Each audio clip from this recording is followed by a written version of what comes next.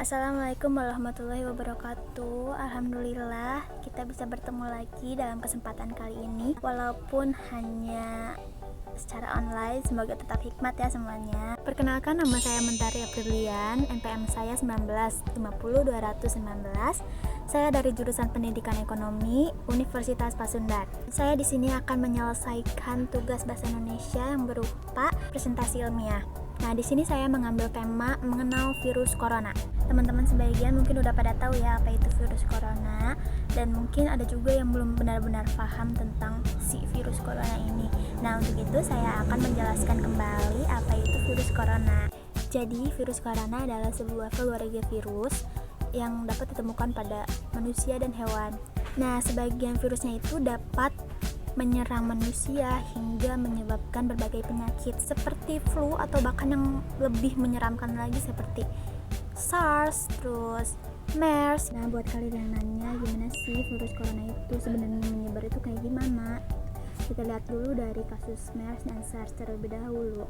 Nah, kasus MERS itu ditularkan dari unta ke manusia, sedangkan kasus SARS itu ditularkan dari musang ke manusia. Nah, si virus corona ini diduga ditularkan dari ular dan kelelawar ke manusia. Nah, di dalam kasus corona ini penyebarannya itu tidak hanya dari hewan ke manusia, tetapi manusia ke manusia juga bisa. Nah, penularannya yaitu lewat droplet atau partikel air liur manusia ketika si manusia itu bersin atau batuk. Ada gak sih gejala-gejala yang ditimbulkan oleh virus corona ini? Tentu saja ada, teman-teman. Jadi si virus corona ini tuh dapat menimbulkan berbagai macam gejala pada pengidapnya. Gejala yang ditimbulkan itu tergantung pada jenis virus corona yang menyerang dan seberapa serius infeksi yang telah terjadi. Berikut adalah beberapa gejala yang dialami pasien yang terjangkit virus corona, tapi ini tergolong ringan ya teman-teman. Yang pertama itu ada hidung beringus, sakit kepala, batuk, sakit tenggorokan, demam, dan yang terakhir itu merasa tidak enak badan. Jadi kalau kalian mengalami salah satu gejala ini, jangan anggap remeh, langsung aja periksakan ke dokter ya. Hal yang perlu ditegaskan di sini adalah bahwa dari beberapa virus corona itu dapat menyebabkan gejala yang parah. Bahkan infeksinya itu tuh dapat berubah menjadi bronkitis ataupun pneumonia yang disebabkan oleh virus COVID-19 ini. Nah, berikut adalah gejala-gejala yang parah yang dialami oleh pasien atau si penderita COVID-19 ini. Yang pertama itu ada demam yang cukup tinggi apabila si pasien tersebut mengidap pneumonia. Yang kedua, batuk dengan lendir. Yang ketiga itu nyeri dada apabila si penderita itu batuk. CDC sendiri percaya bahwa orang yang menderita virus corona itu dapat mengalami gejala yang tadi sudah saya sebutkan selama 2-14 hari setelah terpaparnya virus tersebut. Terus ada beberapa orang yang paling beresiko terkena atau terpapar virus ini tuh, yang pertama itu bayi, yang kedua lansia, yang ketiga itu orang yang mempunyai daya kekebalan tubuhnya itu rendah, yang keempat orang yang memiliki jenis riwayat penyakit sebelumnya. Jadi kalau terpapar virus corona ini tuh bakal lebih mudah dan mengakibatkan komplikasi penyakit. Terus yang kelima, orang yang memiliki riwayat penyakit pneumonia. Yang keenam, tentu saja para medis yang merawat pasien COVID-19 ini, karena secara tidak langsung bertemu langsung dan merawat langsung orang yang terkena virus corona, jadi mudah banget terkena virus tersebut. Selanjutnya kan banyak orang yang bertanya tuh, apakah si virus corona ini tuh udah ada obatnya atau vaksinnya? Untuk saat ini belum ada vaksin atau obat yang spesifik, tetapi gejala yang dialami pasien COVID-19 ini tuh dapat diredakan oleh obat untuk meringankan dan bahkan menghilangkan gejalanya, bukan penyakitnya namun gejalanya saja.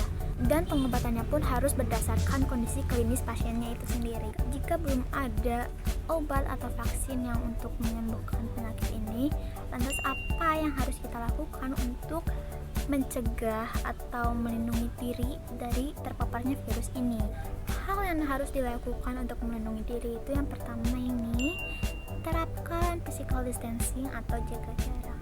Jadi kalau kalian di tempat umum tuh biasanya harus menerapkan physical distancing ini sendiri karena untuk mencegah si droplet atau air liur orang yang berhadapan dengan Anda itu mengenai Anda. Yang kedua itu gunakan masker ya teman-teman untuk ke tempat umum atau di tempat keramaian karena ini benar-benar melindungi diri kita banget dari virus corona. Yang ketiga ini tuh mencuci tangan selama 20 detik dengan sabun. Kenapa kan kita kalau misalkan udah beraktivitas keluar gitu ya tahu kan yang namanya virus gak kelihatan ya teman-teman.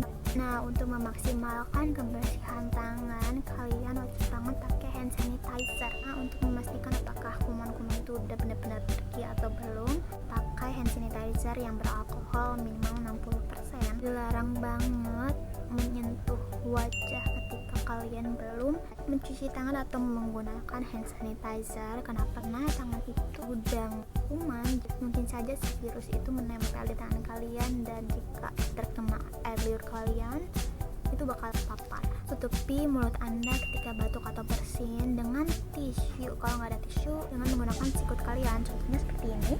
Jadi jangan langsung mengeluarkan batuk itu karena droplet kalian sendiri itu bakal menyebar ke yang lain dan nggak tahu diri kalian itu terkena virus corona atau enggak gitu. Nah ini tuh yang paling penting untuk melindungi diri kalian. Kalian jangan lupa minum vitamin atau suplemen tubuh untuk memperkuat daya tahan tubuh kalian dan bebas dari segala penyakit khususnya virus corona ini.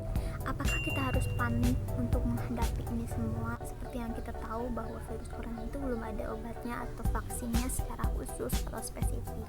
Menurut saya kalian jangan panik sama sekali karena kita udah tahu kan tadi hal apa aja yang harus dilakuin untuk melindungi diri kita. Ya ubahlah rasa cemas kalian itu dan tetap pantau terus informasi yang diberikan oleh pemerintah dan imbauan-imbauan apa aja yang harus kita lakukan. Jangan kalian langgar ya, kita wajib banget memotong rantai penyebaran virus corona ini itu menurunkan grafik yang ada di Indonesia. Nah di sini aku punya data COVID-19 di Indonesia pada tanggal 4 Juni 2020. Ini dia terkonfirmasi bahwa orang yang meninggal sebanyak 1.721 orang yang sembuh itu 8.892 orang dan yang dirawat di rumah sakit itu ada 18.205 orang. Jadi banyak banget kan. Selesai sudah presentasi dari saya. Semoga penjelasan saya tadi itu dapat bermanfaat dan menambah informasi tentang virus corona ini kepada kalian semua. Terima kasih atas perhatiannya. Wassalamualaikum warahmatullahi wabarakatuh.